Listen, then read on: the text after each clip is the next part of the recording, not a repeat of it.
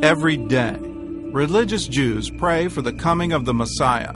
Traditional Jews believe that in every generation there's a potential Messiah, and that if the generation is worthy, then that messianic figure will be revealed. There's going to be a son of David, and yet, according to the prophecies, greater than David.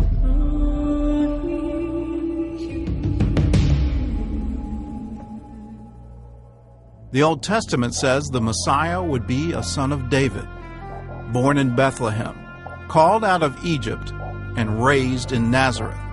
He would be a teacher and a healer. He would calm the seas and cleanse the temple. He would be welcomed as a king, and yet killed as a criminal. Then 3 days after his death, he would rise from the dead. These are just a few of the prophecies written about the Messiah. Only one man in history fulfilled them all. If we rightly understand the Hebrew Bible, either Jesus is our Messiah or there can never be a Messiah. There's no question that in the mind of God, he was going to send a Redeemer. His intent for Israel was to be a priestly nation through whom the whole world could be blessed. And it took 2,000 years from Abraham to the coming of the Messiah to prepare a people that could welcome the Messiah. Jesus was born into a world of political upheaval. The Jews had returned from exile to a nation they no longer ruled. During these centuries, the Jewish people began to hear the promises of a son of David and realize it's someone greater.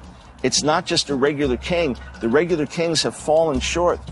They were speaking of this anointed one that would be known as the Messiah. Every prophecy that was spoken about someone from the line of David that was not fulfilled in their lifetime became a potential messianic prophecy.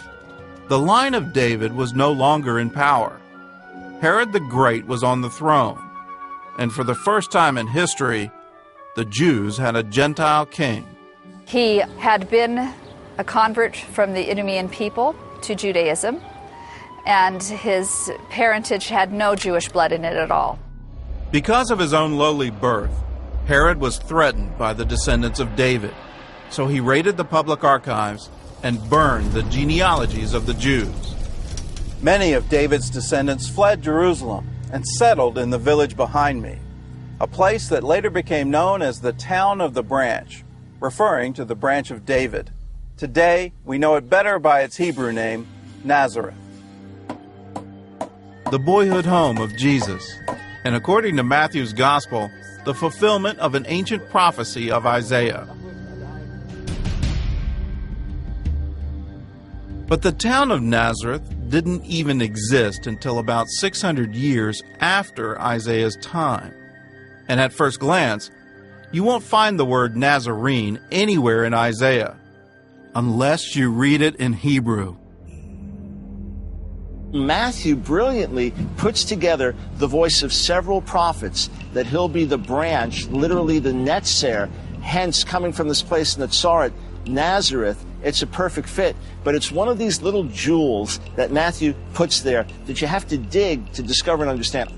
In point of fact, Messiah was netzer, the branch, the shoot that came up out of the root of David. In Jesus' day, only about 150 people lived in Nazareth. Once a family of kings, they now worked as farmers and shepherds. They recorded their genealogies and kept them hidden. By protecting their family history, they were also tracing the bloodline of the Messiah. Genealogies are important through the whole Bible. It was really important that it was established that the Messiah was from the line of David. The Gospels of Matthew and Luke record the bloodlines of Jesus' parents, Joseph and Mary. Both were descendants of David, Joseph through King Solomon, and Mary through David's other son, Nathan. Matthew wants to show the royal descent. He is a direct descendant of King David through his earthly father, his foster father, Joseph. But through his mother, Miriam, better known to Christians as Mary, through his mother, Miriam, he is a blood descendant of David.